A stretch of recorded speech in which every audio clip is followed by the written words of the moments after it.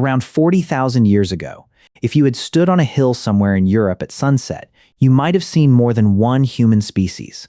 In the distance, a group of hunters moved silently through the valley.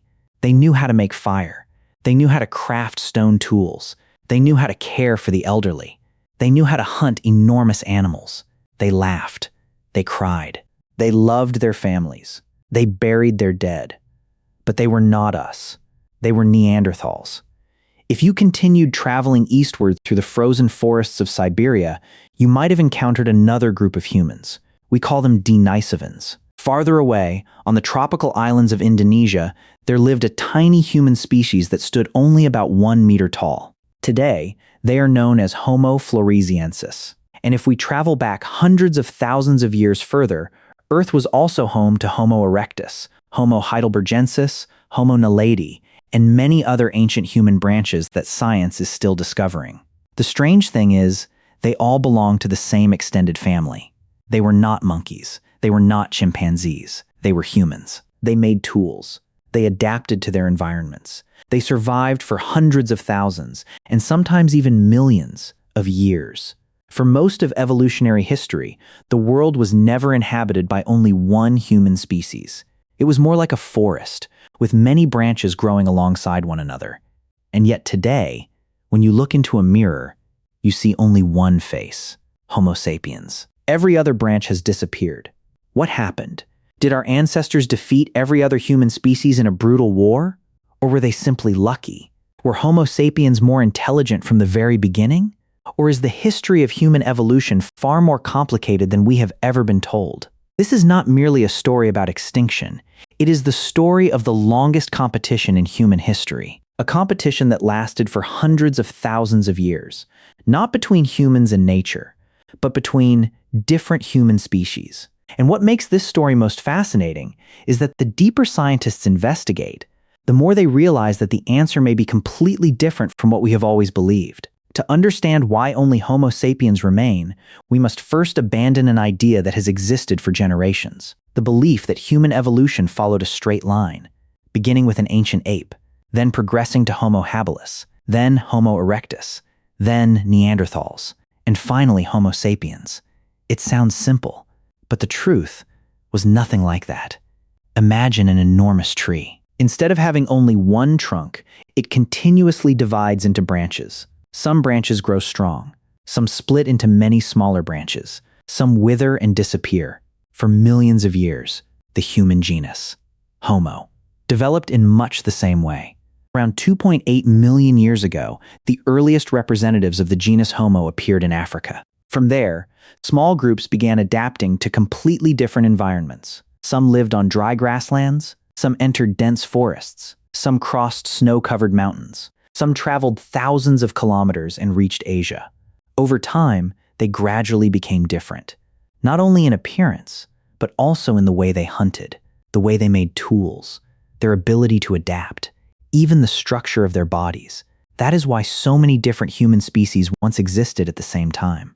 Homo erectus, Homo heidelbergensis, Homo naledi, Homo floresiensis, Homo luzonensis, Denisovans, Neanderthals, and finally, Homo sapiens. What is fascinating is that they did not live one after another, like actors taking turns stepping onto a stage. They appeared together.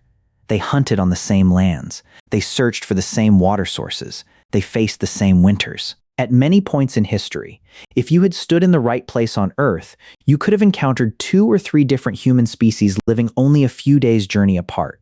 It was a world that is almost impossible for us to imagine today, because we have become accustomed to thinking that there is only one kind of human, but to nature at that time, humans were simply another group of animals, with multiple species experimenting with different survival strategies. No one knew which branch would succeed. No one knew which branch would disappear. And certainly no one knew that a small species emerging in Africa around 300,000 years ago would eventually become the dominant creature on the entire planet. Even more surprising, among all those relatives, one species was once considered the most formidable rival Homo sapiens ever faced. They were stronger, more muscular, better adapted to the cold, and for more than 300,000 years, they ruled the harsh landscapes of Europe. We call them Neanderthals. For nearly 2 centuries after the first Neanderthal skeletons were discovered, they were often portrayed as slow and clumsy creatures. Hunched backs, low foreheads, limited intelligence, a primitive version of modern humans. The word Neanderthal was even used as an insult for someone believed to be unintelligent. But modern science has overturned almost that entire image. Today, we know that Neanderthals were not foolish. They were masters of survival. Look at the environment they called home. Europe during the Ice Age. Winter temperatures could fall far below those of today. Forests repeatedly shrank and expanded with every climatic cycle. Ice and snow covered thousands of kilometers. Food was scarce. Herds of mammoths, woolly rhinoceroses, giant bison, and countless other large animals migrated with the seasons. It was not a place for the weak, yet Neanderthals survived there for more than 300,000 years. That fact alone tells us a great deal. Their bodies were almost perfectly designed for the cold. They were shorter than Homo sapiens, but heavier. They had broad chests, powerful shoulders, short, muscular limbs. According to biological principles, a large, compact body with less surface area retains heat more effectively in cold environments. That was an advantage our ancestors did not possess. If you placed a Neanderthal beside a Homo sapiens, the Neanderthal would probably have been physically stronger. They could wield heavy spears, confront enormous animals at close range, and survive impacts that many modern humans would not endure. But strength was not the only thing that made them remarkable. Archaeological sites show that Neanderthals made many sophisticated types of stone tools. They used adhesive made from tree resin to attach stone blades to wooden shafts, creating more effective weapons. They controlled fire. They built shelters. They wore clothing made from animal hides to protect themselves from the cold. Most importantly, they cared for one another. Many Neanderthal skeletons bear evidence of extremely serious injuries. Some had broken legs. Some had lost an arm. Some were nearly blind in one eye. Yet they survived for many years afterward. That would have been almost impossible unless other members of the group had shared food, protected them, and cared for them. That was not the behavior of a primitive species. It was evidence of a society that cared about its own members. Some evidence even suggests that Neanderthals buried their dead. At certain archaeological sites, bodies were carefully placed in excavated pits, sometimes accompanied by tools or objects that may have held special meaning. Scientists still debate the exact significance of those graves, but they suggest that Neanderthals may have begun thinking about death in a way that went beyond basic survival instinct. If all of this is true, then an even more difficult question appears. If Neanderthals were strong, intelligent, cooperative, capable of making tools, capable of caring for their families, and had dominated Europe for hundreds of thousands of years, what caused them to eventually lose their place to a new human species that had emerged from Africa? The answer, it turns out, did not lie in physical strength. It lay in the way the Homo sapiens brain began seeing the world differently. For many years, scientists believed that Homo sapiens succeeded simply because we were more intelligent. It seemed reasonable. A larger brain, more advanced tools, more developed thinking. But as archaeological evidence accumulated, holes began appearing in that explanation. Neanderthals also had very large brains. In fact, their average brain volume was equal to, and sometimes even greater than, that of Homo sapiens. They hunted enormous animals. They used fire. They made sophisticated tools. They adapted to brutal winters. If we consider only individual intelligence, the difference between the two species may not have been as great as we once imagined. So where did the real difference lie? One increasingly supported hypothesis suggests that the greatest advantage of Homo sapiens did not exist within individuals. It existed in the scale of their cooperation. Imagine two prehistoric groups. The first group contains around 20 to 30 people. They have lived together since childhood. They hunt together. They share food. But they rarely interact with other groups. Many researchers believe this was the type of community Neanderthals often maintained. Now consider Homo sapiens. They also lived in small groups. But those groups were not completely isolated. They met one another. They traded. They married people from other groups. They shared hunting experience. They carried new ideas from one place to another. Gradually, dozens of small groups became part of a much larger network that changed the entire game. If one group invented a more effective spear, the invention did not die with them. It could spread to another group and then travel even farther. If one community discovered the migration route of reindeer herds, that information could also be passed along. If one region suffered from drought, other groups might provide support. Knowledge began moving faster than people. That was a power very few animal species had ever achieved. Anthropologist Yuval Noah Harari has described this as the ability to build large, flexible networks of cooperation, not because individual Homo sapiens were stronger, but because thousands of strangers could indirectly cooperate by sharing information, technology, and social relationships. Over time, this created a cumulative effect. Each generation did not have to begin again from nothing. They inherited what the previous generation had discovered. Then they added something more. Knowledge continued building upon itself. This is what scientists today call cumulative cultural evolution. A better tool led to more food. More food allowed the population to grow. A larger population produced more ideas. More ideas created new tools. A positive feedback loop began to form. Meanwhile, if a small Neanderthal group lost its most skilled toolmakers to illness or accident, the knowledge of how to make those tools might disappear with them. It was not because Neanderthals were less intelligent. It was because their social networks were smaller. And in an ever-changing world, sometimes the greatest advantage is not being stronger. It is not being more intelligent. It is being able to learn from more people. But even that is not enough to explain the entire story. Because evidence discovered only within the last few decades has completely transformed the way we understand the relationship between Homo sapiens and other human species. Evidence showing that we never completely replaced them. In 2010, a group of scientists announced a discovery that shook the field of paleoanthropology. For the first time in history, they had successfully decoded the Neanderthal genome. Everyone was waiting for the answer to a question that had existed for hundreds of years. Did Homo sapiens and Neanderthals ever meet? Or did one simply replace the other, like groups of travelers passing along the same road? The results surprised the entire scientific community. If your ancestors came from Europe or Asia, then approximately 1 to 2% of the DNA in your body today may still come from Neanderthals. That could have happened in only one way. Those two human species met, and they did more than meet. They had children together. For decades, the popular image had been one of a brutal struggle for survival. Homo sapiens entered Europe, defeated the Neanderthals, and completely replaced them. But Dina tells a different story. At least in certain places and at certain times, the relationship between the two species involved more than conflict. There was also cooperation. Families were formed. Children were born carrying the ancestry of both human species. That makes the boundary between us and them far more blurred than we once believed. In fact, if you could return to that time, you might not immediately recognize the difference. Neanderthals had wider faces, more prominent brow ridges, more muscular bodies. But they still knew how to laugh. They knew pain. They loved their children. And now we know that they also contributed a small part to the genetic story of modern humanity. And it was not only Neanderthals. A few years later, scientists decoded DNA from a tiny finger bone found in Denisova cave in Siberia. The result was even more surprising.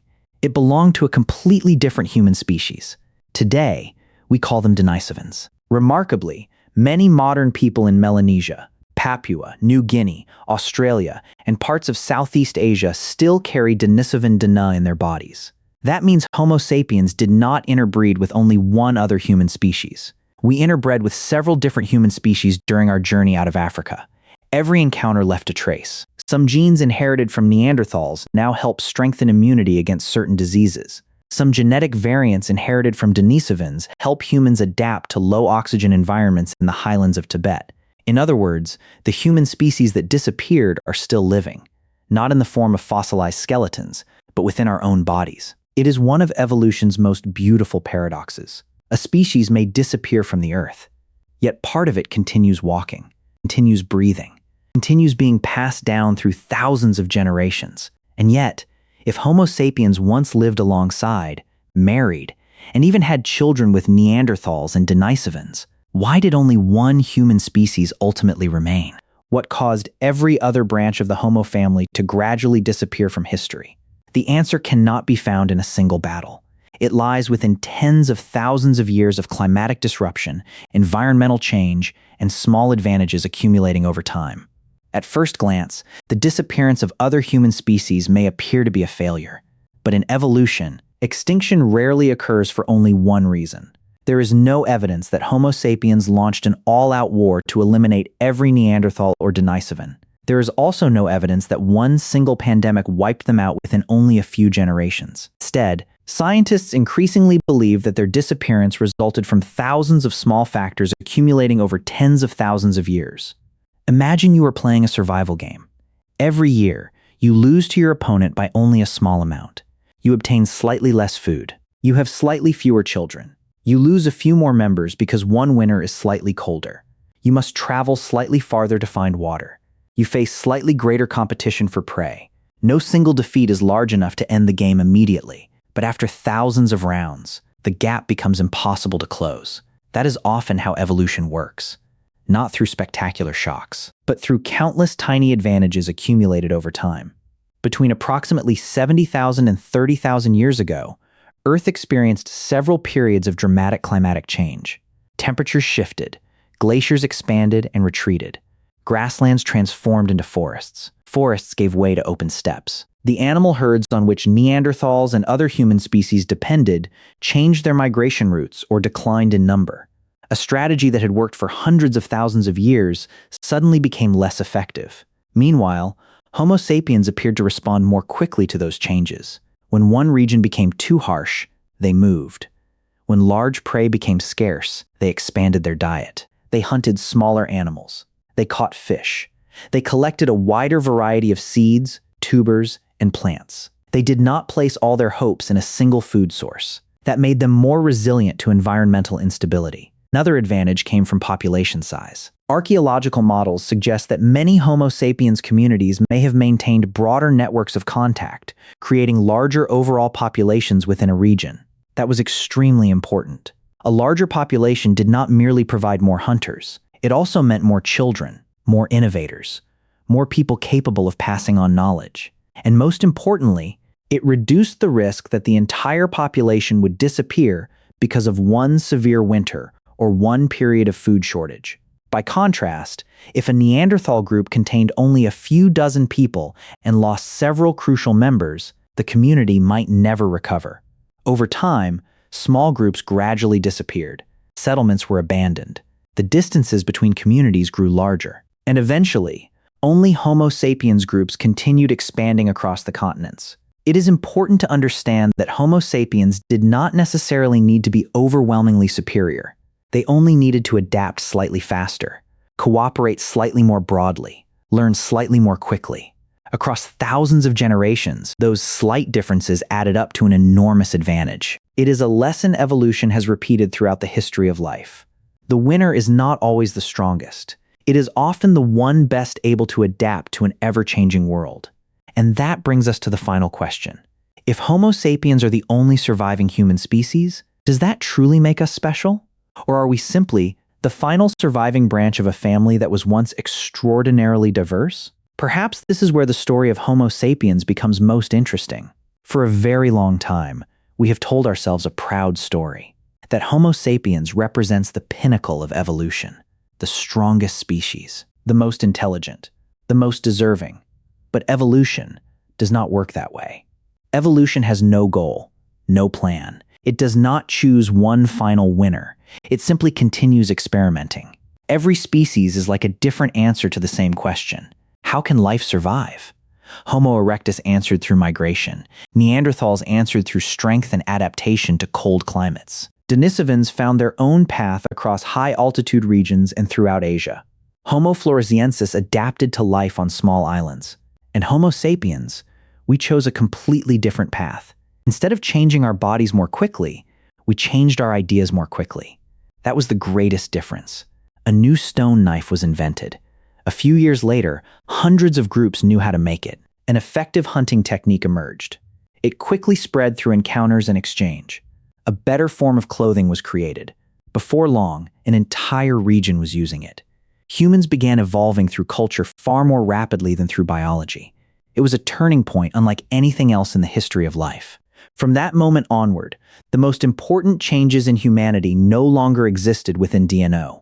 They existed in knowledge, in collective memory, in the ability to learn from people we had never met. Each generation no longer had to begin again. They stood on the shoulders of the previous generation, then built another level higher. That is why, within only a few tens of thousands of years, an extremely brief period compared with millions of years of evolution, Homo sapiens progressed from stone spears to agriculture, from agriculture to cities, from cities to science, and finally, to spacecraft leaving the Earth. But among all those achievements, there is something we must never forget. If Homo erectus had not taken the first steps out of Africa, if Neanderthals had not demonstrated that humans could survive during the Ice Age, if Denisovans had not passed down genetic variants that helped humans adapt to harsh environments, then the story of Homo sapiens would have been very different. We are not a miracle that appeared from nothing. We are the final chapter of a book written by many authors. Every ancient human species contributed a few lines. Some wrote very long chapters. Some left only a few pages. Some chapters have been blurred by time, but none of them was meaningless. Perhaps that is why the question, why did only Homo sapiens survive, is no longer the most important question. Because the answer is not only about survival. What matters more is what we inherited from all those vanished relatives, and whether we are wise enough to protect the legacy of millions of years of evolution that they left behind. Because for the first time in history, the survival of humanity no longer depends entirely on nature. It depends on our own decisions. And that is also what makes the history of human evolution so extraordinary. It is not the story of one perfect species defeating inferior ones.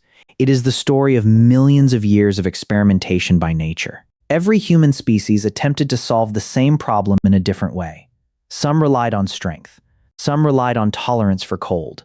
Some relied on endurance. Some relied on imagination and cooperation. In the end, only one branch continued to survive. Not because destiny chose Homo sapiens, but because, in a constantly changing world, we accumulated enough small advantages to survive the decisive moment. Yet that victory also carries an unprecedented responsibility. Today, Homo sapiens no longer compete with Neanderthals. We no longer share the Earth with Denisovans. We no longer face other human species. For the first time in more than 2 million years of the history of the genus Homo, we are completely alone. That means that if humanity disappears one day, there will be no other human species to continue writing the story. No remaining relative to inherit the fire once protected by Homo erectus. No one to carry forward the first dreams that may have been shared around Neanderthal fires. No one to preserve the legacy of millions of years of evolution. Perhaps that is why the greatest question is no longer, why did only Homo sapiens survive? But rather, now that we have become the last human species on Earth, what will we do with the opportunity history has given us? That is a question every generation must answer for itself. And perhaps it is also the next chapter in our own evolutionary story. Thank you for joining us on this journey to explore one of the greatest mysteries in human history. If you found this video fascinating, leave a comment and tell us.